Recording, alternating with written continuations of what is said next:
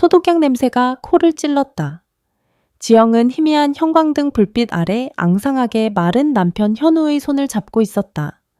한때는 단단하고 따뜻했던 손이 지금은 뼈마디가 도드라지고 싸늘하게 식어 있었다. 규칙적으로 울리던 심박수 측정기의 단조로운 기계음만이 텅 빈 병실 안에서 두 사람이 아직 연결되어 있음을 증명하고 있었다. 여보? 지영이 메마른 입술을 열었지만 목소리는 갈라져 나왔다. 현우의 눈꺼풀이 힘겹게 파르르 떨리더니 희미하게 뜨였다. 초점을 잃은 그의 눈동자가 허공을 헤매다 겨우 지영에게 멎었다. 그의 숨소리가 거칠어졌다. 마지막 힘을 쥐어짜내듯 그가 잡고 있던 지영의 손을 미세하게 움켜쥐었다. 그리고 다른 쪽 손이 천천히 아주 천천히 이불 밑에서 빠져나왔다. 그의 손바닥 안에는 낡고 녹슨 열쇠 하나가 쥐어져 있었다. 그는 그 열쇠를 지영의 손바닥 위로 옮기기 위해 안간힘을 썼다. 차가운 금속의 감촉이 지영의 손바닥에 와 닿는 순간 그녀의 심장이 쿵 하고 내려앉았다. 이건? 현우의 입술이 간신히 움직였다. 산소호흡기 너머로 들릴 듯 말 듯 한 속삭임이 새어나왔다. 혼자만 가봐. 그게 마지막 말이었다. 그 말을 끝으로 현우의 눈은 힘없이 스르르 감겼고 그를 붙잡고 있던 마지막 생명의 끈이 끊어지듯 손에서 힘이 빠져나갔다. 동시에 병실의 정적을 깨고 날카로운 기계음이 길게 울리기 시작했다. 삐지영은 아무 소리도 지르지 못했다. 눈물조차 흐르지 않았다. 그저 텅 빈 눈으로 싸늘하게 식어가는 남편의 얼굴과 자신의 손바닥에 남겨진 차가운 열쇠를 번갈아 볼 뿐이었다. 세상이 멈춘 것 같았다. 며칠 후 장례식장은 사람들로 북적였지만 지영에게는 모든 것이 비현실적으로 느껴졌다. 검은 상복을 입은 그녀는 기계적으로 조문객들에게 허리를 숙이고 의미 없는 위로의 말들을 한 귀로 듣고 다른 귀로 흘려보냈다. 영정 사진 속 현우는 무뚝뚝한 표정으로 그녀를 내려다보고 있었다. 살아생전 단 한 번도 다정한 말을 건넨 적 없던 남자. 하지만 언제나 묵묵히 그녀의 곁을 지켜주었던 남자. 분향소 한쪽 구석에서 시어머니 미숙과 시동생 성구가 나누는 대화가 지영의 귀에 날카롭게 박혔다. 이제 현우 물건들 정리해야지. 뭐가 남았는지 알아야 할 거 아니야. 미숙의 목소리에는 슬픔보다 계산적인 냉정함이 묻어 있었다. 쉴 새 없이 스마트폰을 만지작거리던 성구가 맞장구를 쳤다. 형이 남긴 빚도 우리가 알아서 해야죠. 괜히 형수가 복잡하게 얽히는 것보다야. 형수가 복잡하게 얽히는 것. 그 말은 마치 예리한 칼날처럼 지영의 가슴을 후벼 팠다. 남편이 죽자마자 그녀는 완벽한 타인이 되어 있었다. 가족이라는 울타리 밖으로 밀려난 이방인. 그들의 눈에는 더 이상 자신이 며느리나 형수로 보이지 않는다는 것을 깨달았다. 그저 남편이 남긴 재산을 가로챌지도 모르는 경계 대상일 뿐이었다. 모든 장례 절차가 끝나고 텅 빈 집으로 돌아온 밤 지영은 소파에 주저앉아 멍하니 허공을 응시했다. 집안 곳곳에 현우의 흔적이 배어 있었다. 무심하게 벗어놓은 스웨터 일다만, 책 현관에 놓인 낡은 구두까지. 모든 것이 그대로인데 처음에 그 사람만 없었다. 그제야 참았던 눈물이 본물처럼 터져 나왔다. 한참을 소리내어 울던 그녀는 문득 주머니 속에서 차갑게 만져지는 열쇠의 존재를 떠올렸다. 손바닥 위에 올려놓은 열쇠는 평범하지 않았다. 오래된 유럽 영화에서나 볼 법한 투박하고 고풍스러운 모양이었다. 손때가 묻어 반질반질했지만 군데군데 녹이 새울어 있었다. 혼자만 가봐. 남편의 마지막 목소리가 귓가에 맴돌았다. 대체 여기가 어디기에? 왜 혼자 가야만 한다고 했을까? 그녀는 열쇠를 쥐고 있던 현우의 손에서 함께 딸려 나온 작게 접힌 종기 조각을 그제야 발견했다. 조심스럽게 종이를 펼치자 그 안에는 낡은 볼펜으로 휘갈겨 쓴 주소 하나가 적혀 있었다. 강원도 속초시 속초. 그들이 함께 살아온 서울과는 아무런 연고도 없는 곳이었다. 단 한 번도 함께 여행 가본 적 없는 낯선 바닷가 마을. 지영의 머릿속은 더욱 복잡해졌다. 무뚝뚝하고 표현의 턴 서툴렀지만 언제나 예측 가능한 사람이었던 남편. 그런 그가 모두에게 심지어 아내인 자신에게까지 비밀을 품고 있었다는 사실이 믿기지 않았다. 그것은 유언이었다. 그리고 마지막 부탁이었다. 어쩌면 한 번도 말로 표현한 적 없던 그의 진심이 담긴 마지막 고백일지도 몰랐다. 지영은 차가운 열쇠를 꽉 쥐었다. 눈물이 그치고 그녀의 눈에는 희미하지만 단단한 결심이 서리고 있었다. 그곳에 가야 했다. 남편이 남긴 마지막 수수께끼를 그녀 혼자서 풀어야만 했다. 서울에서 속초로 향하는 KTX 안지영은 차가운 유리창에 이마를 기댄 채 빠르게 스쳐 지나가는 회색빛 풍경을 멍하니 바라보았다. 손에는 여전히 그 낡은 열쇠가 단단히 쥐어져 있었다. 내가 지금 뭘 하고 있는 걸까? 몇 번이고 스스로에게 되물었다.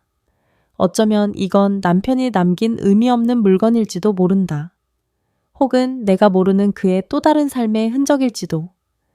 불안과 희미한 기대가 뒤섞여 심장을 무겁게 짓눌렀다. 속초 터미널에 내려 다시 시내버스를 탔다.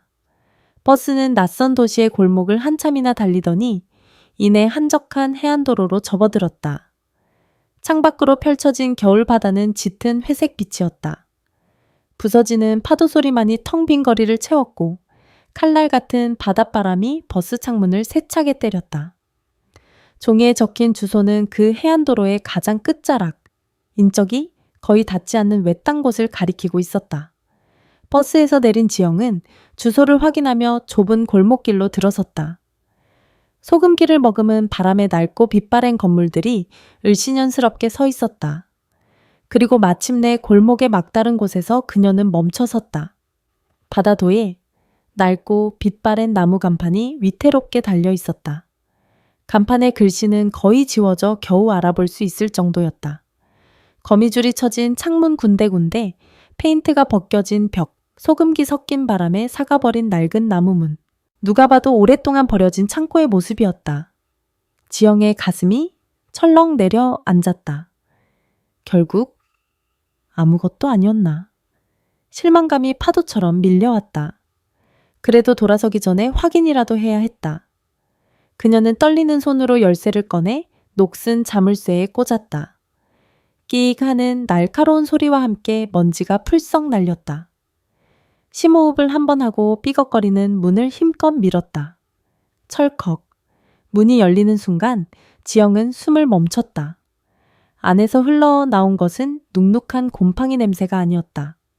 따뜻한 나무 향기와 흙 냄새가 은은하게 코끝을 감쌌다.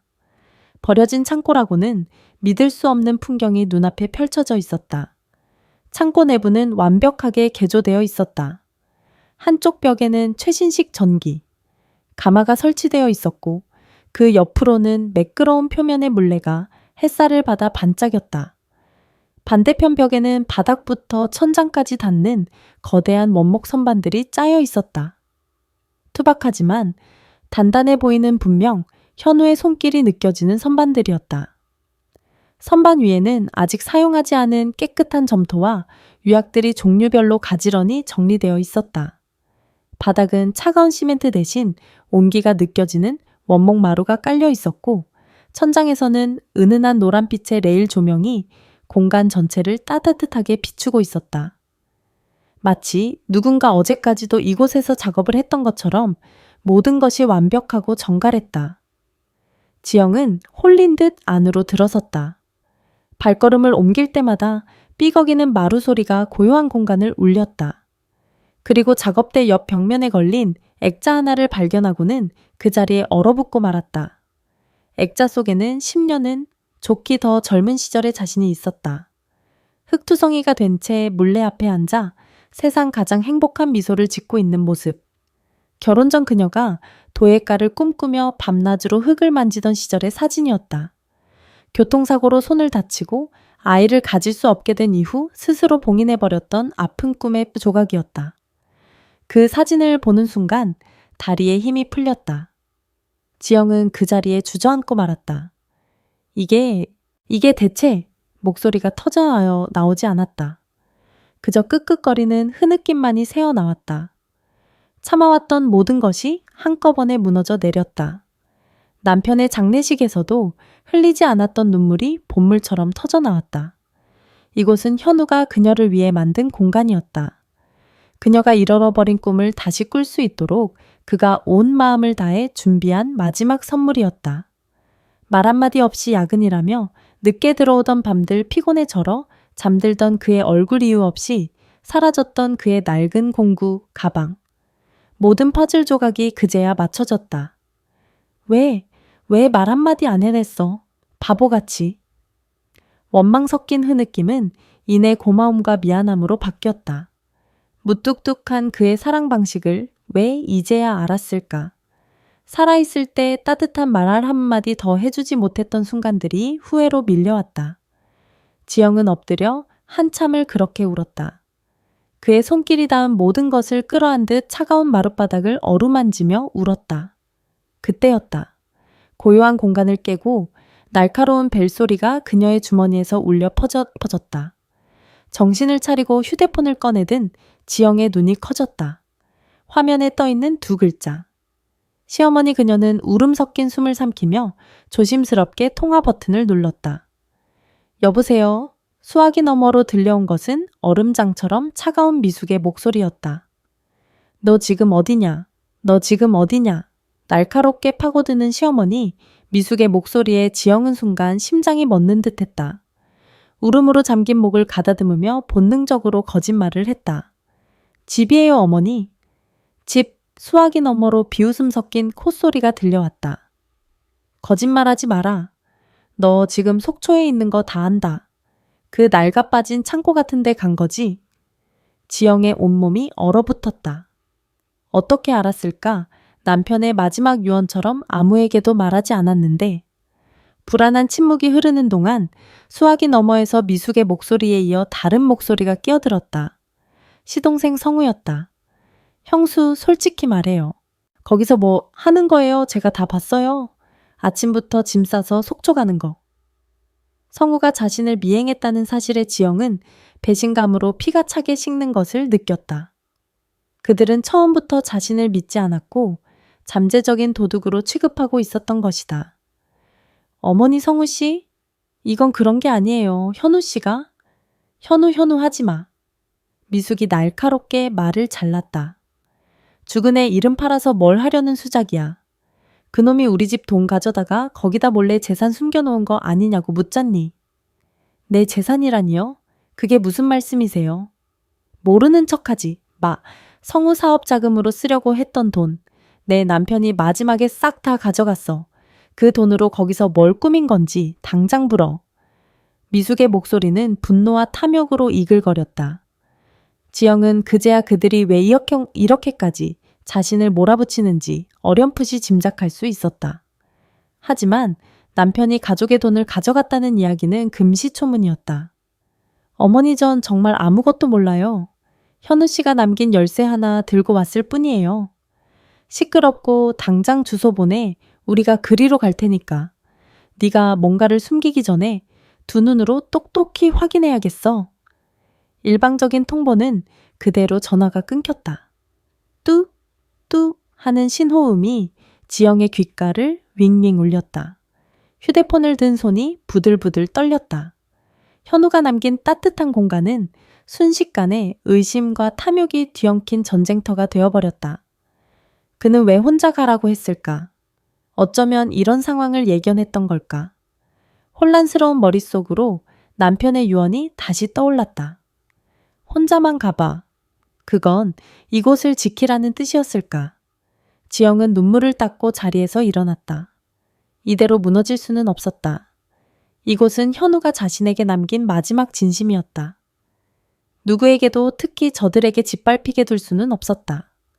그녀는 작은 공간을 천천히 둘러보기 시작했다. 무언가 단서가 있을지도 모른다. 현우가 이 모든 상황에 대해 무언가 흔적을 남겨놓았을지도 모른다. 그녀의 시선이 작업대 위 작은 나무 연필꽂이에 닿았다. 평범한 연필꽂이였지만 그건 역시 현우가 직접 만든 듯 투박한 손길이 느껴졌다.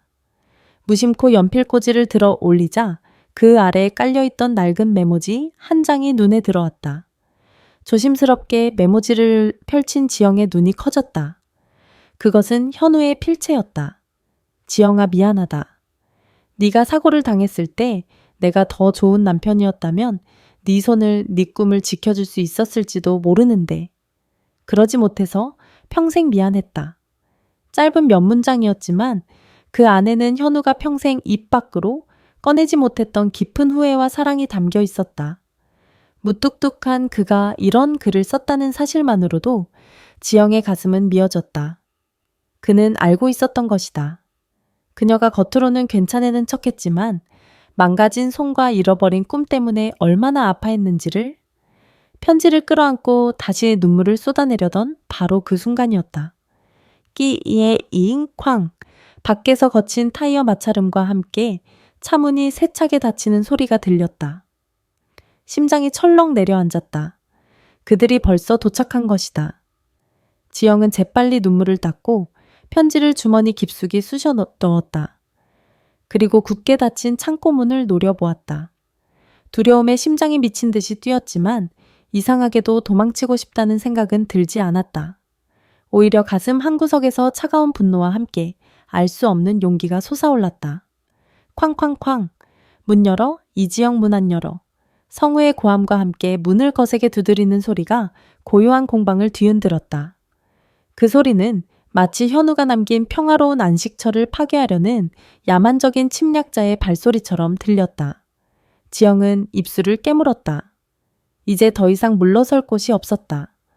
쾅쾅쾅 문이 부서져라 두드리는 소리가 고요한 공방 전체를 위협적으로 뒤흔들었다. 지영은 심장이 발치까지 떨어지는 것 같았지만 동시에 차가운 결심이 온몸에 퍼지는 것을 느꼈다. 그녀는 큰 숨을 들이마시고 무거운 발걸음을 옮겨 결심한 듯 문고리를 잡고 거칠게 열어젖혔다. 문이 열리자마자 겨울바다의 차디찬 공기가 도끼 서린 시어머니 미숙과 탐욕으로 번들거리는 시동생 성우의 얼굴과 함께 쏟아져 들어왔다. 이야, 제법 근사하게 꾸며놨네. 성우가 비아냥거리며 안으로 성큼 들어섰다. 그는 공방을 위아래로 훑어보며 마치 제 물건을 감정하듯 혀를 찼다. 우리 돈으로 만든 빚쟁이, 아지트치고는 꽤 아늑하잖아. 형수 머리 좋네. 성우 씨 말 함부로 하지 마세요. 여긴 그런 곳 아니에요. 지영이 낮은 목소리로 경고했지만 미숙이 그녀를 거칠게 밀치며 안으로 들어섰다. 뭐가 아냐? 이게 다 우리 돈으로 만든 거 아니면 뭔데 네? 남편이 회사 공금까지 빼돌려서 마련한 거 우리가 모를 줄 알아? 미숙의 눈은 증오로 시뻘겋게 충혈되어 있었다. 그녀는 벽에 걸린 지영의 젊은 시절 사진을 발견하더니 손가락질하며 악을 썼다. 저봐, 저거 저렇게 웃으면서 내 아들 등골 빼먹을 생각만 한 거 아니야. 애도 못 낳는 주제에 어디서 재산만 탐내. 애도 못 낳는 주제에. 그 말은 비수가 되어 지영의 가장 아픈 곳을 찔렀다. 늘 죄인처럼 고개 숙이게 만들었던 그 말이 지금 이 순간만큼은 참을 수 없는 모욕으로 다가왔다. 어머니, 제발. 이건 현우 씨가 저를 위해 평생을 바쳐 준비한 곳이에요. 돈이 아니라 마음이라고요. 지영의 목소리가 가늘게 떨렸다. 그녀는 필사적으로 호소했다. 현우의 진심만은 더럽혀지는 것을 막고 싶었다. 하지만 그들의 귀에는 들리지 않았다. 마음하 마음으로 이 비싼 전기 가마를 사고 이 넓은 바닥에 나무를 깔아 웃기지 마라. 성구가 바닥을 구둣발로 툭툭 차며 경멸적으로 웃었다. 이거 다 팔면 우리 빚 갚고도 남겠네. 어머니 잘 됐어요. 현우 형이 마지막 효도는 하고 갔네요. 그 순간 지영 안에 무언가가 끊어졌다. 그만하세요. 문 그녀의 목소리는 작았지만 얼음처럼 차가웠다. 더 이상 현우 씨의 진심을 모욕하지 마세요. 지영이 처음으로 똑바로 그들의 눈을 쳐다보며 소리쳤다. 그 대담한 저항에 미숙의 얼굴이 흉하게 일그러졌다. 뭐 모욕? 이 여우 같은 년이 어디서 눈을 똑바로 뜨고 대들어? 미숙은 분노의 차주위를 두리번거리더니 작업대에 놓여있던 지영의 생수병을 낚아챘다. 그리고 망설임 없이 뚜껑을 열어 그 내용물을 지영의 얼굴을 향해 뿌려버렸다. 촥 얼음장같이 차가운 물줄기가 얼굴과 머리옷을 적셨다. 숨이 턱 막혔다. 물방울이 턱을 타고 흘러내려 셔츠 안으로 스며들었다. 모욕감과 서러움에 눈앞이 아찔해졌다. 미숙의 악에 바친 목소리가 귀에 박혔다. 네가 우리 현우를 어떻게 꼬드겨서 이 모든 걸 차지해냈는지 내가 모를 줄 알아 정신 차려 이 도둑년아. 모두가 지영이 주저앉아 울 것이라고 예상했다. 미숙도 성구도 그렇게 생각했다. 하지만 지영은 울지 않았다. 그녀는 천천히 고개를 들었다. 차가운 물에 젖은 머리카락이 뺨에 달라붙어 있었지만 그녀의 눈은 조금도 흔들리지 않았다. 눈물 대신 뜨거운 분노와 서늘한 경멸이 담긴 눈으로 시어머니를 쏘아보았다. 그녀는 아무 말 없이 손등으로 얼굴의 물기를 거칠게 훔쳐냈다. 그 모습은 굴복이 아닌 꺾이지 않겠다는 결연한 의지의 표현이었다. 지영의 예상치 못한 반응에 미숙은 순간 주춤했다. 그 도끼의 찬 눈빛에 자신도 모르게 한 걸음 뒤로 물러섰다. 그때 어색한 침묵을 깬 것은 성우였다. 그는 기가 막힌다는 듯 수숨을 치며 휴대폰을 꺼내 들었다. 말이 안 통하네. 형수 좋게 말할 때 끝내려고 했는데 이건 아니지. 그는 어딘가로 전화를 걸어 짧게 몇 마디를 하더니 전화를 끊고 지영을 향해 선언했다. 변호사 불렀어요. 곧 와서 이딴 불법 자산 당장 가압류 신청할 테니까. 법대로 어디 한번 해보자고. 성우의 마지막 말은 사형 선고처럼 공방 안에 차갑게 울려 퍼졌다. 지영은 흠뻑 젖은 채 홀로 그들 앞에 서 있었다. 등 뒤로는 현우가 남긴 따뜻한 공간이, 눈앞에는 그녀의 모든 것을 빼앗으려는 차가운 현실이 그녀를 옥죄어 오고 있었다. 시어머니와 시동생이 폭풍처럼 휩쓸고 간 공방 안에는 지독한 정적만이 남았다. 지영은 흠뻑 젖은 옷을 입은 채 차가운 마룻바닥에 주저앉아 있었다. 축축한 옷에서 전해져 오는 냉기보다 심장을 파고드는 모멸감과 절망감이 온몸을 떨리게 했다. 현우가 남긴 따뜻한 공간은 이제 탐욕으로 얼룩졌고 그의 진심은 돈 몇 푼에 난도질당했다. 얼마나 지났을까. 멍하니 앉아있던 그녀는 주머니 속에서 바스락거리는 종이의 감촉을 느꼈다. 아까 황급히 쑤셔 넣었던 현우의 편지였다. 떨리는 손으로 꺼내자 시어머니가 뿌린 물에 젖어 글씨가 군데군데 번져 있었다. 지영은 찢어질세라 조심스럽게 편지를 펴고 번진 글씨들을 눈으로 더듬었다. 지영아, 미안하다. 네가 사고를 당했을 때 내가 더 좋은 남편이었다면 네 손을, 네 꿈을 지켜줄 수 있었을지도 모르는데. 그러지 못해서 평생 미안했다. 너의 손이 다시 따뜻한 흙을 만지며 치유될 수 있는 장소를 만들어주고 싶었다. 치유될 수 있는 장소. 현우가 남긴 글귀가 지영의 뇌리에 깊게 박혔다. 이곳은 단순한 선물이 아니었다. 상처 입은 자신을 위한 치유의 공간이었다. 그 사실을 깨닫자 절망의 잿더미 속에서 아주 작은 불씨 하나가 피어나는 것 같았다. 꿈. 그 단어는 잊고 살았던 한 사람의 이름을 떠올리게 했다. 최수진 한때는 지영과 둘도 없는 단짝이었지만 지금은 성공한 도예가로 가끔 잡지에서나 소식을 접하는 친구. 사고 이후 지영은 수진을 의식적으로 멀리했다. 그녀의 성공한 모습을 보는 것이 자신의 실패한 인생을 확인하는 것 같아 괴로웠다. 자격지심과 부러움이 뒤섞인 복잡한 감정 때문에 먼저 연락할 용기를 내지 못한 채 몇 년이 흘렀다. 지영은 망설였다. 지금 와서 무슨 염치로 연락을 한단 말인가. 초라한 내 모습을 보이고 싶지 않았다. 하지만 이대로 모든 것을 빼앗길 수는 없었다. 현우의 진심을 증명하기 위해서라면 지푸라기라도 잡아야 했다. 그녀는 차갑게 굳은 손가락으로 휴대폰을 들어 주소록에서 수진의 이름을 찾아냈다. 통화 버튼 위에서 손가락이 몇 번이고 망설였다. 하지만 이내 그녀는 눈을 질끈 감고 버튼을 눌렀다. 신호음이 몇 번 울리고 낯설면서도 익숙한 목소리가 들려왔다. 여보세요. 수진아, 나야, 지영이. 수화기 너머에서 순간 정적이 흘러렀다. 놀란 기색이 역력했다. 지영이 정말 너야? 이게 얼마만이야? 수진의 목소리에는 반가움과 어색함이 함께 묻어 있었다. 지영은 어디서부터 어떻게 말을 꺼내야 할지 막막했다. 그녀는 떨리는 목소리로 현우의 죽음과 지금 자신의 상황을 아주 간단하게만 설명했다. 그래서 혹시 너한테 뭐라도 물어볼 수 있을까 해서 현우 씨에 대해서. 수지는 지영의 가라앉은 목소리에 사태가 심상치 않음을 직감한 듯했다.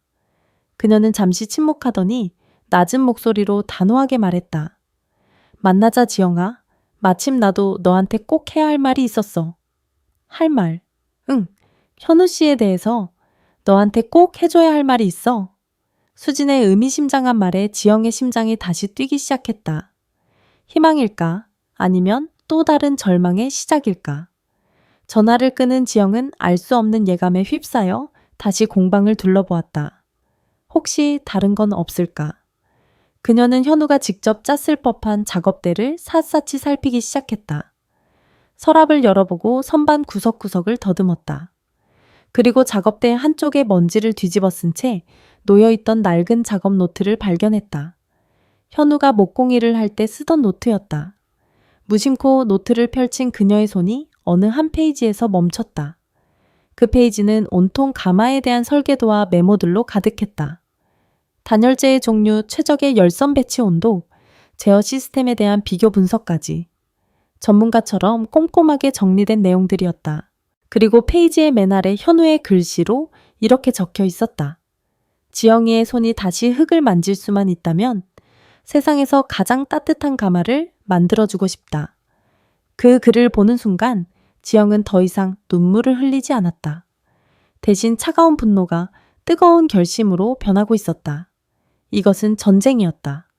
현우의 사랑을 그리고 자신의 잃어버린 꿈을 되찾기 위한 외로운 싸움. 그녀는 노트를 가슴에 품었다. 이제 더 이상 혼자가 아니었다. 현우가 남긴 과거의 조각들이 그녀와 함께 싸워줄 것이었다. 다음 날 지영은 약속 장소인 속초 시내의 한적한 카페로 향했다. 젖은 옷은 밤새 겨우 말렸지만 수모의 흔적은 마음속에 얼룩처럼 남아 있었다. 카페 창가 자리에 먼저 와 앉아있는 수진의 뒷모습이 보였다.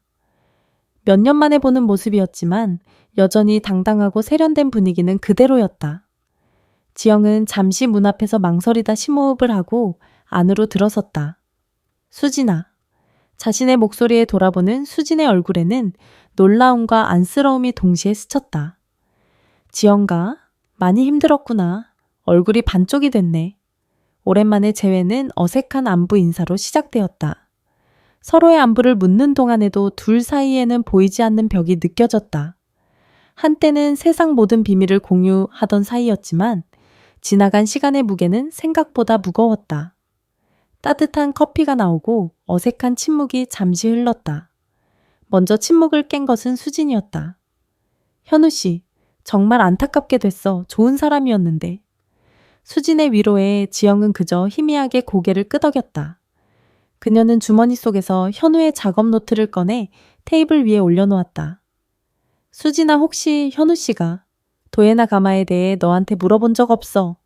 수진은 노트를 보더니 눈을 동그랗게 떴다. 마치 기다렸다는 듯이. 역시 그럴 줄 알았어. 너한테 말해야 할 게 바로 그거였어. 수진은 컵을 내려놓고 몸을 앞으로 기울였다. 한 넉 달 전쯤이었나. 현우 씨가 갑자기 내 작업실로 찾아왔었어. 정말 뜬금없었지. 내 소식을 물을 줄 알았는데 아니었어.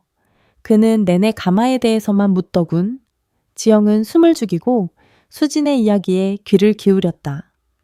최신 전기 가마의 장단점, 어떤 흙에 어떤 온도가 최적인지, 심지어 유약의 성분까지 거의 취조 수준으로 꼼꼼하게 묻더라. 처음엔 취미라도 생겼나 했는데 눈빛이 너무 진지했어. 그리고 무척 피곤해 보였어. 얼굴이 헬쑥하고 기침도 계속하고. 수진의 말은 현우의 마지막 몇 달을 생생하게 그려냈다. 지영이 의심하고 원망했던 바로 그 시간 동안 그는 아픈 몸을 이끌고 홀로 이 모든 것을 준비하고 있었던 것이다. 내가 왜 그러냐고 물었더니 비밀이래. 아주 중요한 사람을 위한 깜짝 선물을 준비하고 있다고만 하더라. 그땐 그게 너일 거라고는 상상도 못했어. 너희들 사이가 그렇게 좋아 보이지는 않았으니까. 수진의 솔직한 말에 지영은 쓰게 웃었다. 그랬다. 누구도 그 무뚝뚝한 남편의 깊은 속내를 알지 못했다. 아내인 자신조차도. 그리고 마지막에 돌아가면서 이 말을 했어. 수진 씨처럼 우리 지영이도 다시 웃게 해주고 싶다고. 그 말을 듣는데 갑자기 코끝이 찡해지더라. 그 순간 지영의 눈에서 뜨거운 눈물 한 방울이 테이블 위로 툭 떨어졌다. 그 누구에게도 말하지 못했던 그녀의 아픔을 현우는 온몸으로 끌어안고 있었던 것이다. 이야기를 마친 수지는 지영의 손을 따뜻하게 잡아주었다. 오랜 세월의 벽이 허물어지는 순간이었다. 지영아, 그 공방은 현우 씨가 너에게 남긴 유서이자 연애 편지야. 절대로 빼앗겨선 안 돼. 바로 그때였다. 지영의 휴대폰에 메시지 도착 알림이 떴다. 발신인은 성우였다. 지영의 심장이 덜컥 내려앉았다. 메시지에는 사진 한 장이 첨부되어 있었다. 말쑥한 정장 차림의 변호사와 선구가 악수하는 사진이었다. 그리고 그 아래 짧은 문장이 적혀 있었다.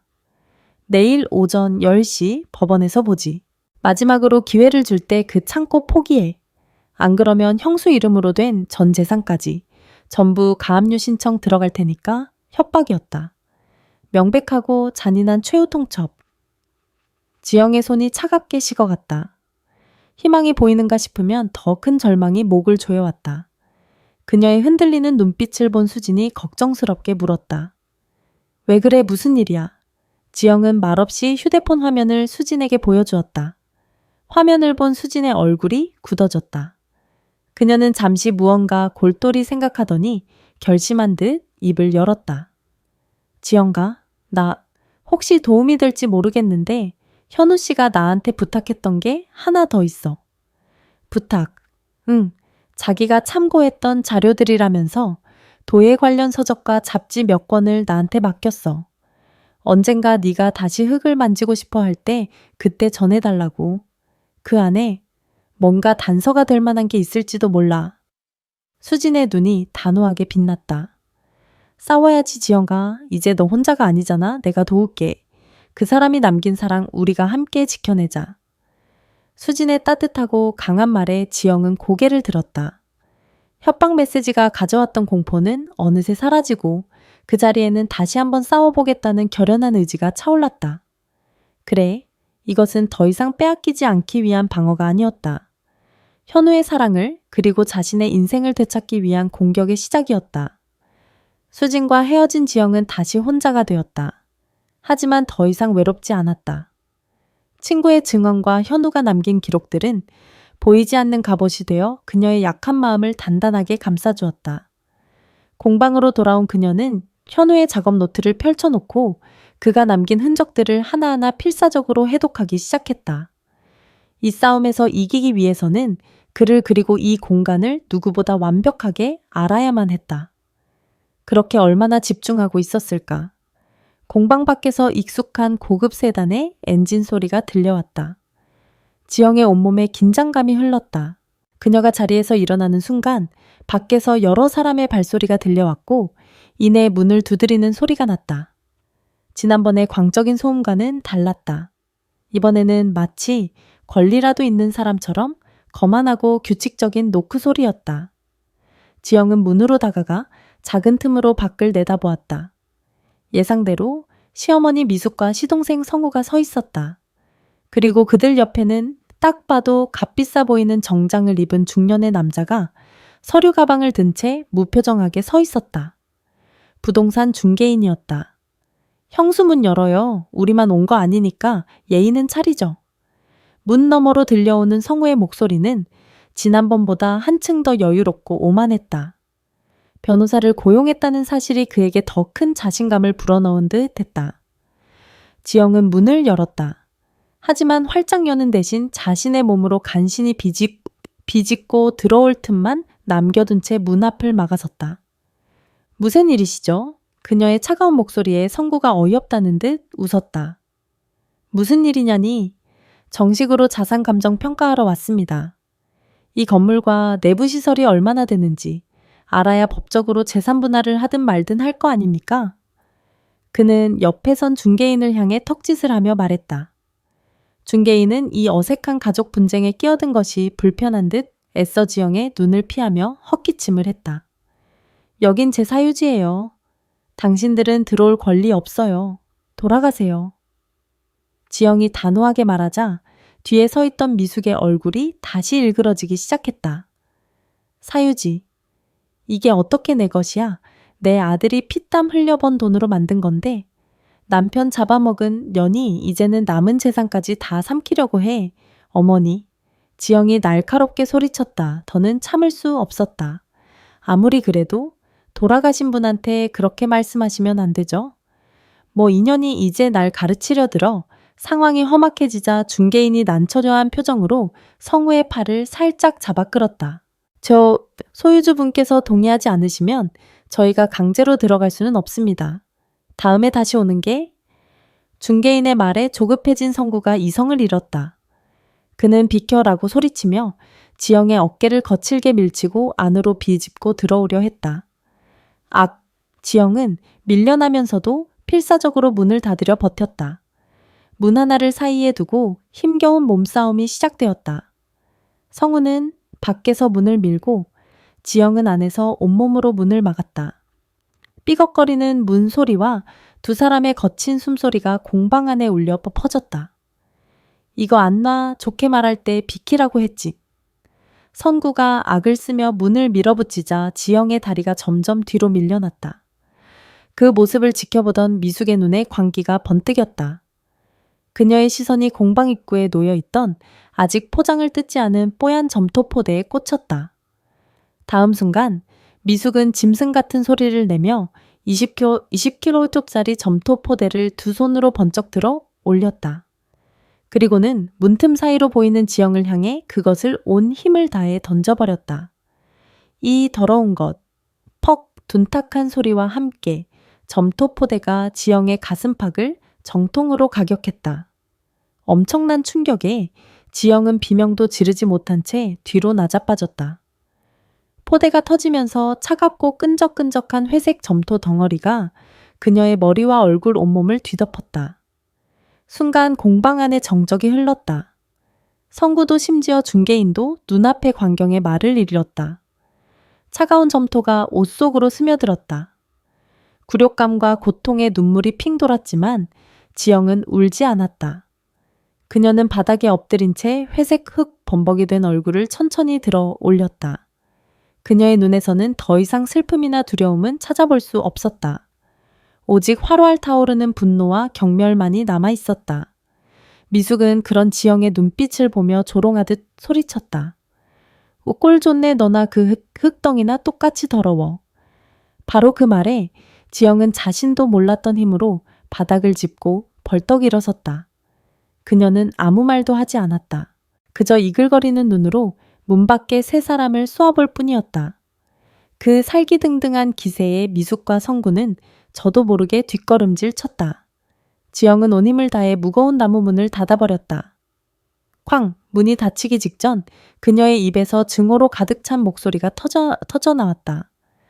반드시 후회하게 만들어드리죠. 문이 닫히고 공방은 다시 지영 혼자만의 공간이 되었다. 그녀는 문의 등을 기댄 채 천천히 주저앉았다. 온몸은 차가운 흙으로 뒤덮여 있었지만 마음속은 지옥의 불길처럼 뜨겁게 타오르고 있었다. 그녀는 흙 묻은 주먹을 단단히 쥐었다. 이제 더는 물러설 수 없는 전쟁이 시작되었다. 차가운 흙먼지가 뒤엉킨 공방 바닥에 주저앉은 지영은 한참 동안 움직이지 않았다. 온몸이 욱신거렸고 뺨 위로 굳어가는 흙의 감촉이 그녀의 수치심을 끊임없이 상기시켰다. 하지만 그 모든 육체적 고통과 몸열감 위로 활화산처럼 타오르는 분노가 그녀를 일으켜 세웠다. 이대로 당할 수만은 없었다.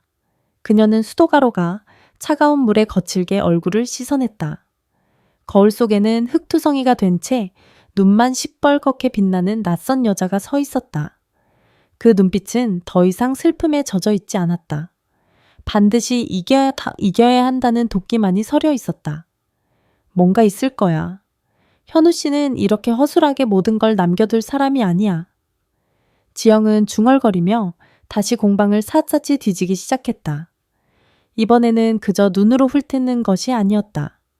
모든 가구의 뒷면을 살피고 바닥마루 틈새를 더듬고 벽을 하나하나 두드려 보았다. 그녀의 모든 감각이 현우가 남겼을지 모를 마지막 흔적을 향해 곤두섰다. 수색이 계속될수록 희망은 점점 절망으로 바뀌어갔다. 공방은 깨끗했고 숨겨진 공간이라고는 찾아볼 수 없었다. 그녀의 시선이 마지막으로 공방의 심장이라 할 수 있는 거대하고 묵직한 전기 가마에 닿았다. 아직 한 번도 사용된 적 없는 새 가마. 지영은 홀린 듯 그 앞으로 다가갔다. 그녀는 가마의 차가운 표면을 천천히 손으로 쓸어보았다. 바로 그때였다. 가마의 옆면을 감싸고 있는 네와 벽돌 중 유독 하나가 다른 벽돌들과 색이 미세하게 다르고 줄눈의 간격이 살짝 벌어져 있는 것이 눈에 들어왔다. 심장이 거세게 뛰기 시작했다. 떨리는 손으로 그 벽돌을 조심스럽게 누르자 안으로 살짝 들어갔다. 지영은 손톱을 틈새에 넣어 벽돌을 조심스럽게 떼어냈다. 벽돌 뒤에는 사람이 만든 것이 분명한 네모난 공간이 나타났다. 그리고 그 안에는 손바닥만 한 크기의 작은 나무 상자가 고요히 놓여 있었다. 상자는 현우의 손길이 역력한 짜맞춤 기법으로 만들어진 정교한 물건이었다. 화려한 장식 하나 없었지만 부드럽게 마감된 표면과 단단한 이음새에서 그를 만든 사람의 정성이 고스란히 느껴졌다. 지영은 경건한 마음으로 상자를 꺼내 들었다. 뚜껑을 열자 잘 마른 나무 향기와 함께 낡은 종이 냄새가 확 풍겨왔다. 상자 안에는 푸른색 잉크로 한자 한자 정성껏 눌러쓴 편지들이 곱게 묶인 채 가득 들어 있었다. 수십 통은 좋게 되어 보였다. 맨 위에 놓인 편지를 집어들었다. 날짜는 그가 폐암, 말기 진단을 받은 지 얼마 지나지 않은 작년 가을이었다. 지영에게 오늘 의사가 내게 남은 시간이 얼마 없다고 말했다. 이상하게도 죽는다는 사실보다 너를 혼자 두고 떠나야 한다는 사실이 더 두려웠다. 울고 있을 너를 안아주지도 못하고 아픈 너를 돌봐주지도 못한다는 생각에 밤새 한숨도 자지 못했다. 그래서 결심했다.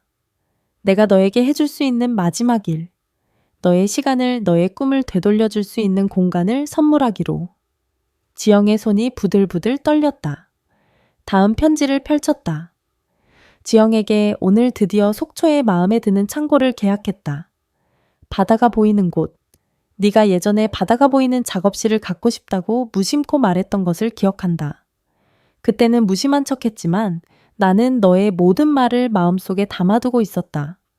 의사가 기침이 심해지니 무리하지 말라고 했다. 하지만 괜찮다. 너를 생각하면 아픈 것도 잊게 된다. 편지를 읽어 내려갈수록 지영의 눈에서는 뜨거운 눈물이 쉴 새 없이 흘러내렸다. 편지 속에는 공방을 만들어가는 과정이 고스란히 담겨 있었다. 혼자 자재를 나르다 허리를 삐끗했던 날, 전기 배선을 잘못 연결해 애를 먹었던 날, 그리고 창가에 앉아 그녀가 이곳에서 행복하게 웃는 모습을 상상하며 밤을 지새운 날들. 그녀가 의심과 원망으로 홀로 밤을 지새우던 그 시간에 현우는 죽음의 고통과 싸우며 오직 그녀만을 위한 성전을 짓고 있었던 것이다. 지영은 흐느끼며 마지막 묶음에 손을 뻗었다. 가장 최근 날짜의 편지였다. 글씨가 눈에 띄게 흔들리고 있었다. 그의 마지막 힘이 거의 다했음을 보여주고 있었다. 사랑하는 나의 지영에게 이제 거의 다 완성되었다. 내 숨이 다하기 전에 끝낼 수 있어서 다행이다. 아마 내가 떠나고 나면 어머니와 성우가 너를 가만두지 않을 것이다. 내가 그들에게 진 빚 때문에 너를 괴롭힐 것이다. 하지만 걱정하지 마라. 그 빚은 이미 오래전에 전부 갚았다. 내가 밤늦게까지 일했던 것은 너를 위한 이 공간을 만들기 위함이었지 빚 때문이 아니었다. 모든 증거 서류는 내가 세상에서 가장 안전하다고 생각하는 곳에 두었다. 편지는 거기서 끝나 있었다. 지영은 편지를 가슴에 끌어안고 오열했다. 모든 오해가 풀리고 그의 거대하고 침묵했던 사랑의 실체가 눈앞에 드러났다. 하지만 동시에 더 큰 의문이 그녀의 머릿속을 채웠다. 세상에서 가장 안전한 곳, 빚을 갚았다는 증거. 이 지옥 같은 전쟁을 끝낼 수 있는 유일한 무기. 현우는 그것을 대체 어디에 숨겨둔 것일까? 세상에서 가장 안전하다고 생각하는 곳, 현우가 남긴 마지막 문장은 희망인 동시에 절망적인 수수께끼였다. 지영은 눈물을 닦고 자리에서 일어났다. 그녀의 머릿속은 그 어느 때보다 빠르고 절박하게 회전하기 시작했다. 성우가 보낸 최후 통첩의 시간, 내일 오전 10시까지 얼마 남지 않았다. 그 전까지 증거를 찾지 못하면 모든 것이 끝장이었다. 안전한 곳, 그 사람에게 가장 안전한 곳이 어디였을까? 은행 금고 변호사 사무실. 아니, 현우는 그런 복잡하고 공식적인 절차를 좋아하지 않는 사람이었다. 그는 언제나 자신만의 방식으로 묵묵하고 조용하게 일을 처리했다. 그렇다면 답은 이 공방 안에 있을 가능성이 높았다. 지영은 편지들을 고이 상자에 다시 넣어두고 새로운 눈으로 공방을 샅샅이 훑기 시작했다. 이제 그녀의 눈에는 모든 사물이 다르게 보였다. 단순한 가구나 도구가 아니었다. 그것들은 현우가 남긴 암호이자 메시지였다. 그녀는 현우가 직접 짠 원목 선반을 유심히 살폈다. 혹시 이중 바닥이나 비밀 서랍이 있을까? 선반 위 물건들을 모두 내리고 두드려보고 틈새를 살폈지만 아무것도 없었다. 작업대 밑도 마찬가지였다. 전기 가마는 이미 확인했다. 시간은 야속하게 흘러가고 초조함이 목을 조여왔다. 생각해, 이지영. 그 사람의 입장에서 생각해봐. 지영은 눈을 감고 현우를 떠올렸다. 무뚝뚝하고 표현에 서툴렀지만 그에게도 소중히 여기는 것들이 있었다. 그가 아끼던 낡은 목공 연장들, 그가 늘 듣던 오래된 라디오, 그리고 바로 그 순간 지영의 눈이 번쩍 뜨였다. 그녀의 시선이 공방의 가장 안쪽 가장 빛이 잘 드는 창가 앞 선반의 맨 윗칸에 고정되었다. 그곳에는 다른 도에 도구들과는 어울리지 않는 물건 하나가 조심스럽게 놓여 있었다. 세월의 흔적이 묻어나는 조금은 비뚤어지고 투박한 모양의 작은 도자기 화병. 그것은 지영이 사고를 당하기 전 도예를 막 배우기 시작했을 때 처음으로 만들었던 작품이었다. 형태도 엉망이고 유약도 고르지 못해 실패작이라며 버리려 했던 것을 현우가 세상에 하나뿐인 건데 왜 버리냐며 말리고는 그날부터 자신의 작업실 책상 위에 소중하게 올려두었던 바로 그 화병이었다. 지영은 자신도 모르게 그 화병을 까맣게 잊고 있었다. 아픈 과거의 상징이었기에 애써 외면했던 것이다. 그런데 현우는 그 실패작을 그녀 아픔의 증거를 이 새로운 꿈의 공간 가장 중심에 가져다 놓았다. 가슴이 쿵쾅거리기 시작했다. 그녀는 의자를 밟고 올라가 떨리는 손으로 화병을 조심스럽게 드러내렸다. 묵직했다. 텅 빈 화병이라고 하기에는 이상할 정도로 무게감이 느껴졌다. 설마. 지영은 화병을 들고 작업대 위로 가져왔다. 입구는 좁아서 안을 들여다볼 수 없었다. 그녀는 화병을 조심스럽게 기울여 흔들어 보았다. 안에서 무언가 둔탁하게 구르는 소리가 희미하게 들렸다. 그 순간 지영은 모든 것을 깨달았다. 그에게 세상에서 가장 안전한 곳은 은행 금고나 비밀 공간이 아니었다. 바로 그녀의 상처이자 동시에 그의 가장 소중한 보물이었던 이 화병 속이었다. 그 누구도 심지어 지영 자신조차도 아파서 들여다보려 하지 않을 것이라 생각했던 것이다. 하지만 어떻게 꺼낸단 말인가. 입구가 너무 좁았다. 망설일 시간이 없었다. 지영의 눈에 결의가 가득 찼다. 그녀는 작업대 위에 있던 작은 망치를 집어들었다. 미안해, 현우 씨, 미안해.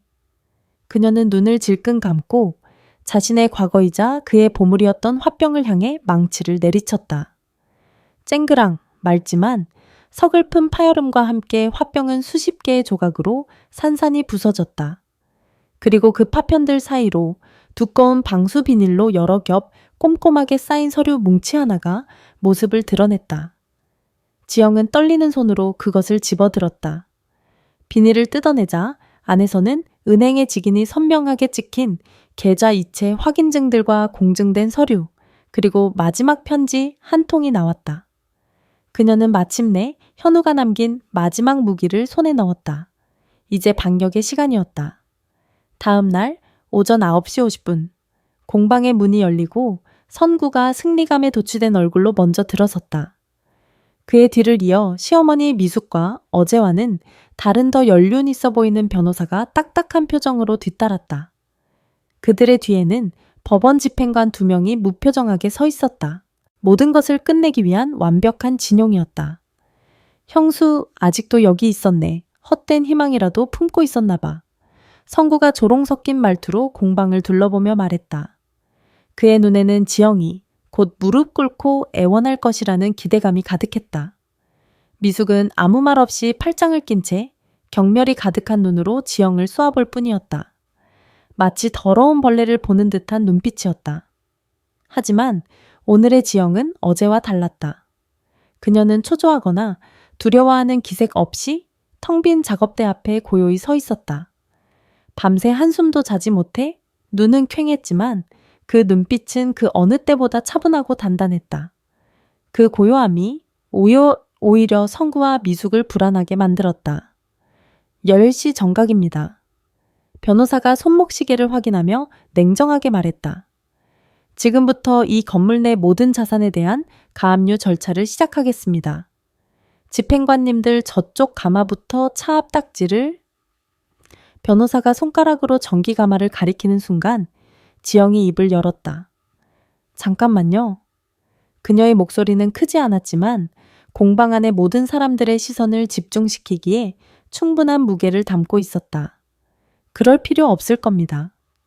지영은 천천히 작업대 서랍에서 밤새 소중히 보관해둔 서류 뭉치를 꺼내 테이블 위에 올려놓았다. 묵직한 종이 뭉치가 테이블 위에서 툭 하고 소리를 냈다. 성우의 변호사가 미심쩍은 눈으로 서류를 집어들었다. 그의 눈이 첫 장에 찍힌 은행직인을 확인하는 순간 미세하게 굳어졌다. 그는 빠른 속도로 서류를 넘기기 시작했다. 장을 넘길수록 그의 표정은 놀라움에서 당혹감으로 그리고 이내 낭패감으로 변해갔다. 이게 대체... 성구는 초조함을 참지 못하고 변호사 옆으로 다가가 서류를 낚아채듯 들여다보았다. 그곳에는 지난 2년간 현우의 이름으로 매달 거액의 돈이 성우의 사업자금 대출 계좌와 미숙의 개인 계좌로 꾸준히 이체된 내역이 선명하게 찍혀 있었다. 마지막 이체 날짜는 현우가 사망하기 6개월 전이었고 모든 채무가 완벽하게 변제되었음을 증명하고 있었다. 말도 안 돼? 이게 뭐야? 이거 다 위조된 거야? 성구가 얼굴이 새하얗게 질린 채 소리쳤다. 그는 서류를 미친 듯이 뒤적이다. 공증사무소의 직인이 찍힌 채무 변제 확인서까지 발견하자 할 말을 잃고 비틀거렸다.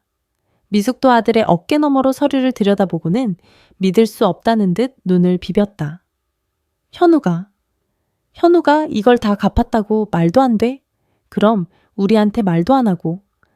그들의 혼란스러운 모습을 차갑게 지켜보던 지영은 서류 뭉침의 아래에 있던 마지막 편지를 꺼내들었다. 현우의 마지막 힘이 담긴 떨리는 필체였다. 지영은 심호흡을 한번 하고 그들의 눈을 똑바로 쳐다보며 공방 안에 모두가 들을 수 있도록 또렷하고 힘있는 목소리로 편지를 읽기 시작했다. 어머니 그리고 성우에게. 그녀의 목소리가 고요한 공방을 울렸다. 이 편지를 읽고 있을 때쯤이면 저는 이미 세상에 없겠지요. 두 분이 제 아내 지영이를 찾아가 원망하고 빚을 독촉하리라는 것도 알고 있습니다. 그래서 이 글을 남깁니다. 지영은 잠시 숨을 골랐다. 미숙과 성우는 얼어붙은 듯 그녀를 바라보고 있었다. 어머니 성우 사업 자금 때문에 평생 고생하신 것 늘 죄송했습니다. 성우야 형이 무능해서 내 사업에 제대로 도움 한번 못 준 것도 늘 미안했다.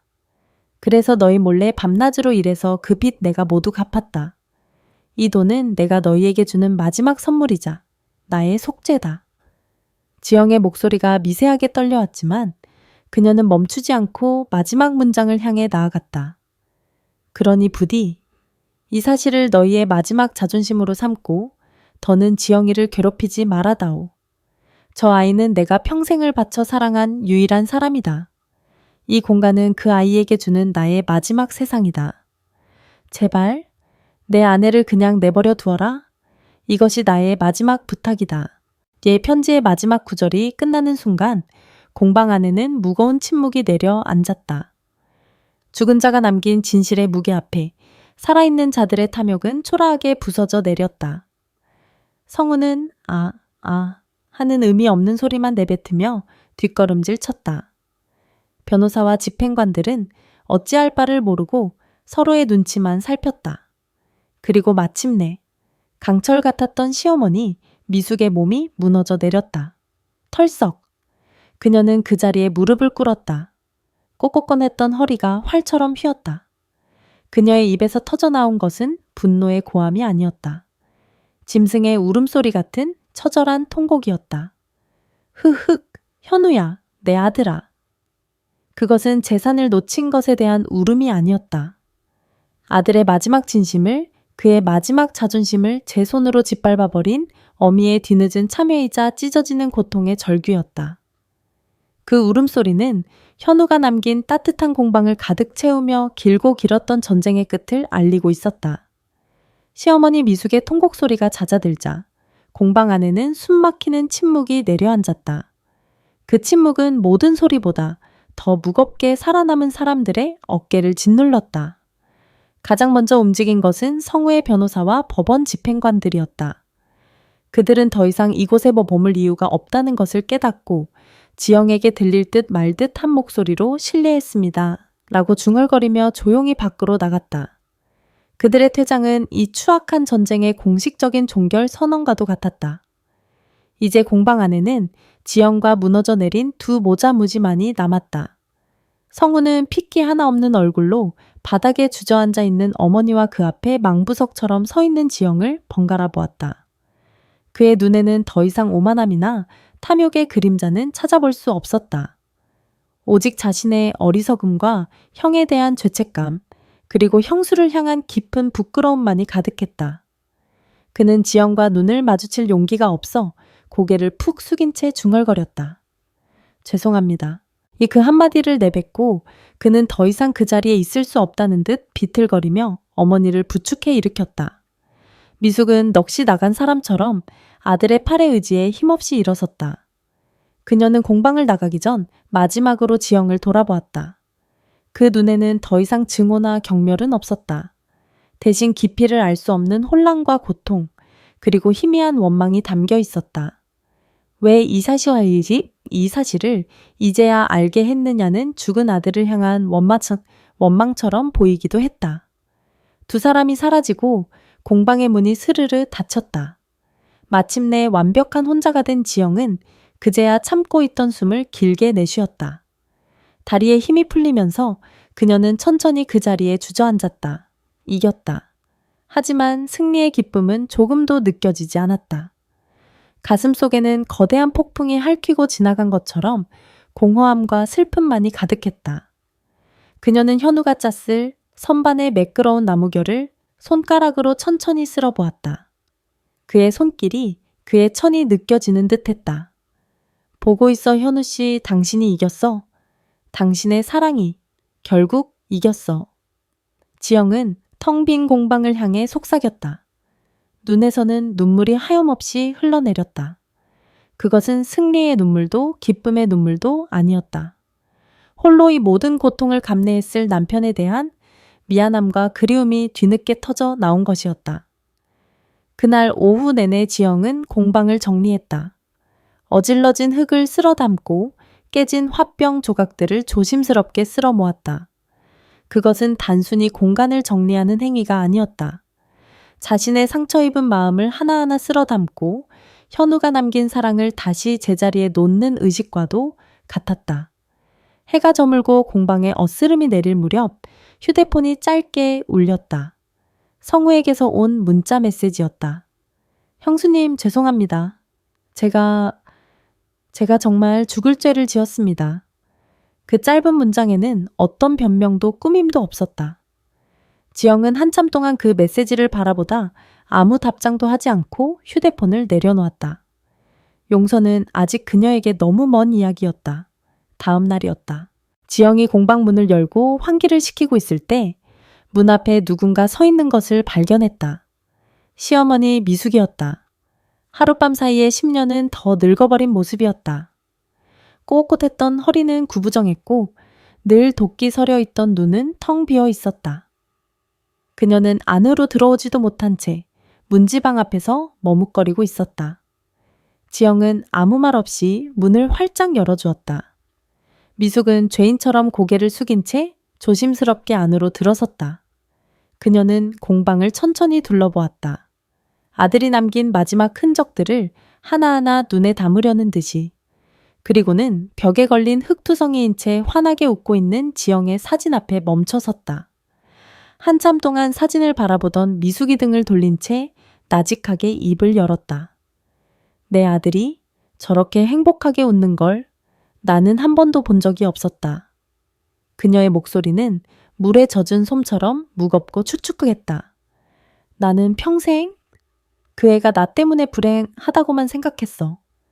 빚 때문에 가난 때문에. 그래서 네가 애도 못 낳는 네가 내 아들의 마지막 남은 것까지 다 빼앗아 간다고 생각했다. 그래서 미웠다. 죽도록 미웠다. 미숙은 천천히 지영을 향해 돌아섰다. 그녀의 눈가에는 어느새 눈물이 가득 고여 있었다. 내가 틀렸다. 내 아들을 불행하게 만든 건 돈도 너도 아니었어.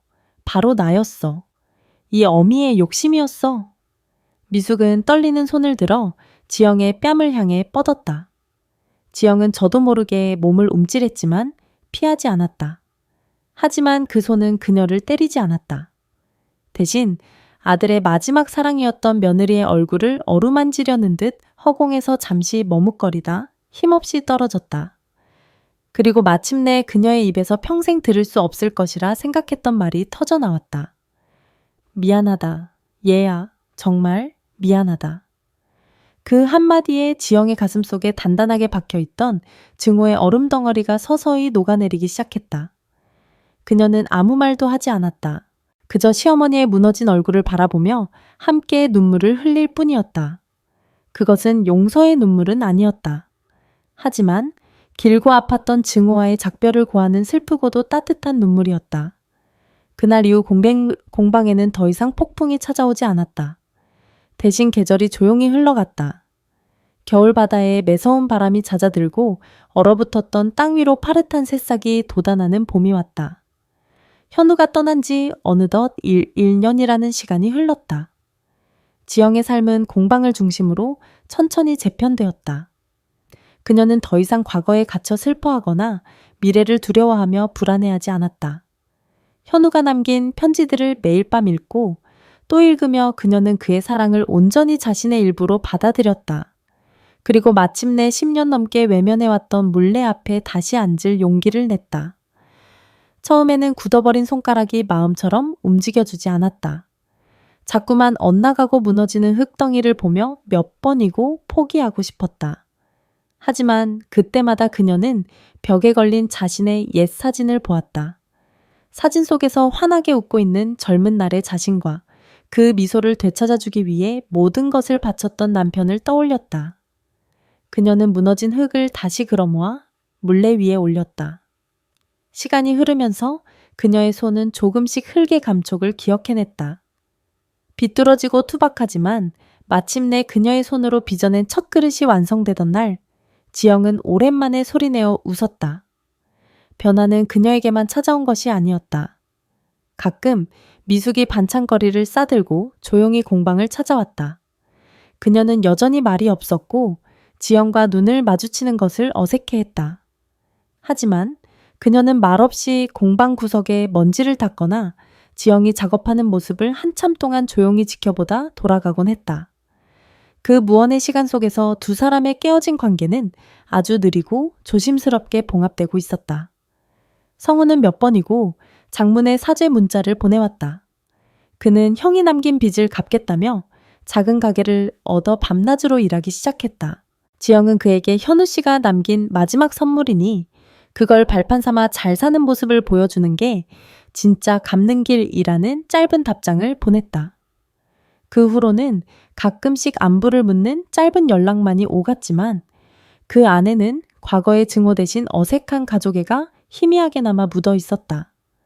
그리고 어느덧 첫 기일이 다가왔다. 그날 지영은 자신이 만든 첫 작품인 작은 찻잔 세트를 들고 현우의 수목장이 있는 곳을 찾았다. 그녀는 그의 이름이 새겨진 나무 앞에 찻잔을 놓고 따뜻한 차를 따랐다. 잘 지내요, 현우 씨. 나 다시 흥반지기 시작했어요. 당신 덕분에. 그녀는 담담하게 자신의 일상을 이야기했다. 공방 이야기, 어머니 이야기, 그리고 다시 찾은 자신의 작은 행복들에 대해. 당신이 남겨준 이 공간에서 나 다시 살아볼 용기를 얻었어. 이제 괜찮아. 정말 괜찮아요. 그녀는 미소 지었다. 더 이상 눈물은 흐르지 않았다. 그 주주말 지영은 공방 앞에 작은 나무 간판을 새로 내걸었다. 낡고 해진 바다도의 간판 대신 그녀가 직접 나무를 깎고 글씨를 새긴 간판이었다. 그것은 단순한 도예 공방이 아니었다. 그의 사랑이 깃든 곳이자 이제는 그녀의 새로운 삶이 시작될 공간이라는 의미였다. 소문을 듣고 찾아온 동네 아주머니 몇몇을 시작으로 지영은 작은 도예 교실을 열었다. 그녀처럼 무언가를 잃었거나 마음의 상처를 안고 있는 사람들이 하나둘 현우의 가마를 찾아왔다. 그들은 말없이 흙을 만지며 서로의 상처를 보듬고 서로에게 조용한 위로가 되어주었다. 공방은 더 이상 지영 혼자만의 공간이 아니었다. 현우가 남긴 따뜻함이 더 많은 사람들에게 이어지는 살아 숨쉬는 공간이 되어가고 있었다. 어느 늦은 저녁 마지막 수강생까지 모두 돌아가고 홀로 남은 지영은 마침내 그날을 준비했다. 그녀는 자신이 가장 아끼는 백자 흙으로 정성껏 빚은 다랑아리를 들고 한 번도 사용하지 않았던 전기 가마 앞에 섰다. 그녀는 조심스럽게 작품을 가마 안에 넣고 전원 스위치를 올렸다. 낮은 기계음과 함께 가마 내부가 서서히 붉은 빛으로 물들기 시작했다. 지영은 가마의 작은 유리창을 통해 타오르는 불꽃을 가만히 들여다보았다. 활활 타오르는 저 불꽃은 마치 자신을 위해 모든 것을 불태웠던 현우의 심장처럼 뜨겁고 환하게 빛나고 있었다. 그 붉은 빛이 공방을 가득 채우고 지영의 평화로운 얼굴을 따뜻하게 비추었다. 그녀는 가마에 가만히 손을 얹고 눈을 감았다. 고마워요, 여보. 당신 덕분에 내 세상이 다시 따뜻해졌어. 창밖으로는 속초의 밤바다 위로 별들이 총총히 떠올랐고 부드러운 파도 소리가 자장가처럼 밀려왔다. 한 사람의 침묵했던 사랑이 남긴 기적이었다. 그것은 죽음으로 끝나는 이야기가 아니었다. 남겨진 사람들의 삶 속에서 영원히 타오를 새로운 시작의 불꽃이었다.